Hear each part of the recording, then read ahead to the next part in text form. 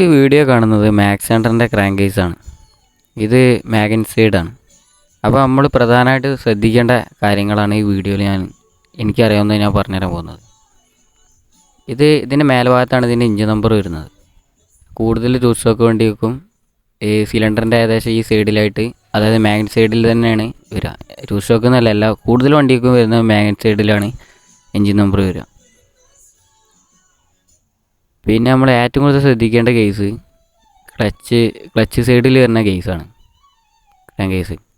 ഇതിൻ്റെ ഉള്ളുഭാഗത്താണ് ക്രാങ്കിൻ്റെ oil seal നമ്മൾ അടിക്കുന്നത്. പുറത്ത് ബെയറിങ്ങാണ് വരിക. പിന്നെ ഈ ഗിയർ ബോക്സിൻ്റെ വലിയ ബെയറിങ് പോയിടണമെന്ന് എന്താണ് നോക്കണം. അത് കിട്ടാൻ ഭയങ്കര പണിയാകുന്നതുകൊണ്ട് ഭാഗ്യത്തിനത് പോയിട്ടില്ല. പിന്നെ ക്രാങ്കിൻ്റെ ബെയറിങ് അത് നമ്മൾ ഉറപ്പായാലും മാറുന്നതാണ് നല്ലത്. അതായത് അതിലൊരു റിസ്ക് വെച്ചിട്ട് ഒരു ചാൻസിന് അത് ഫിറ്റാക്കി പിന്നെ എന്തെങ്കിലും സൗണ്ട് ഉണ്ടായാലും നമ്മൾ പൈസ പോകും. പിന്നെ ഓയിൽ സീൽ ടൈറ്റ് ഉണ്ടോ നോക്കുക. അതേപോലെ തന്നെ ക്രാങ്കിൻ്റെ ബെയറിങ്ങും കേസിൽ ടൈറ്റ് ഉണ്ടോ അടിക്കുമ്പോൾ നോക്കുക.